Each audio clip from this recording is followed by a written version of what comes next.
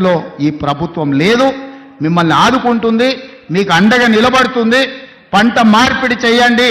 మీరు ఏం పండించినా పంట మనం కొనుగోలు చేయడానికి అవసరమైన కేంద్రాలను ఏర్పాటు చేస్తాం. నాకు మంచి టీం ఉన్నది, మంచి మంత్రులు ఉన్నారు, అనుభవం కలిగిన వాళ్ళు ఉన్నారు. నాకు మంత్రిగా అనుభవం లేకపోవచ్చు, కానీ అనుభవం కలిగిన మంత్రులు పెద్దలందరూ ఉన్నారు.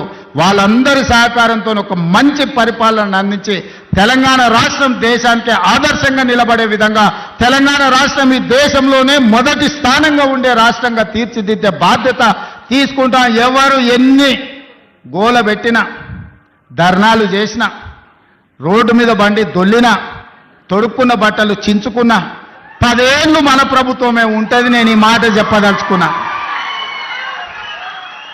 వాళ్ళని చూడండి, వాళ్ళ మాటలు చూడండి. అసూయ, అక్కసు, కడుపు నిండా విషం కనిపిస్తుంది, అహంభావం కనిపిస్తుంది, బలుపు కనిపిస్తుంది మాటలలో. చూడండి, టీవీ ముందర మాట్లాడేటప్పుడు ఒక్కసారి. ఎందుక 10 ఏళ్ళు వెళ్ళిండ్రు కదా, అన్ని అవకాశాలు ఇచ్చారు ప్రజలు. మిమ్మల్ని ఎవరు చేయొద్దన్నారు? రైతు భరోసా ఇవ్వద్దన్నారా? లేకపోతే రైతుకు పండించిన పంటకు గిట్టుబాటు ధర ఇవ్వద్దన్నారా? రైతు రుణమాఫీ చేయొద్దన్నారా? మీ కాలంలో సర్పంచుల బిల్లులు చెల్లించొద్దన్నారా? కాంట్రాక్టుల బిల్లులు చెల్లించొద్దన్నారా? రోడ్లు వేయొద్దన్నారా? చెట్లు పెంచొద్దన్నారా? ఎవరన్నారే?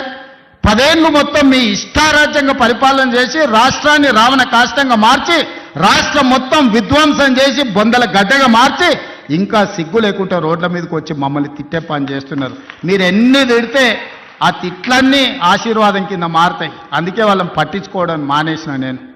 ఎందుకంటే రోడ్డు మీద మనం పోతుంటే అరుస్తూనే ఉంటాయి కొన్ని. అరిసినప్పుడు అరిసిన దానికల్లా వెనక్కి తిరిగి రాయితో కొట్టం కదా. నేను పని చేస్తా, మీరు వాళ్ళ పని చూడండి అని తెలియజేస్తూ మీ అందరి దగ్గర సెలవు తీసుకుంటున్నాను.